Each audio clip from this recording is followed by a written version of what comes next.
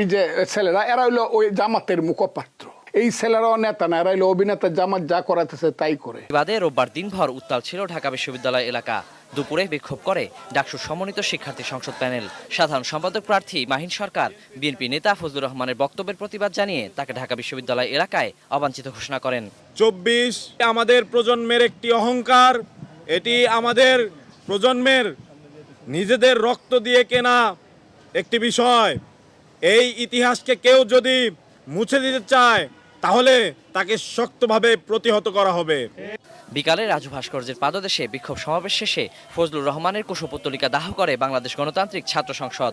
এর আগে সংক্ষিপ্ত সমাবেশ থেকে ফজলুর রহমানের বক্তব্যের প্রতিক্রিয়ায় সংগঠনের নেতারা বলেন, বিএনপির পোশাকে আওয়ামী লীগ ফিরে এসেছে।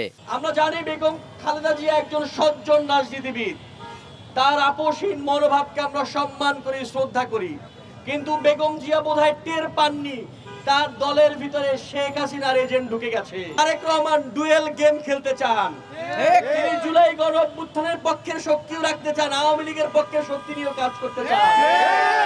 এদিকে সন্ধ্যায় শাহবাগে জাতীয় জাদুঘরের সামনে বিক্ষোভ করে বৈষম্য বিরোধী ছাত্র আন্দোলন। কুশপুত্তলিকা দাহ কর্মসূচির পর ফজলুর রহমানের বক্তব্যের প্রতিবাদ জানিয়ে স্থায়ী বহিষ্কারের দাবিতে হুঁশিয়ারি দেন সংগঠনের নেতারা। কোন রকম যদি কিন্তু ছাড়া নিঃশর্ত ক্ষমা চেয়ে বিএনপি থেকে ফজলুর রহমান সাহেবকে বহিষ্কার করতে হবে এবং আজীবনের জন্য বহিষ্কার করতে হবে।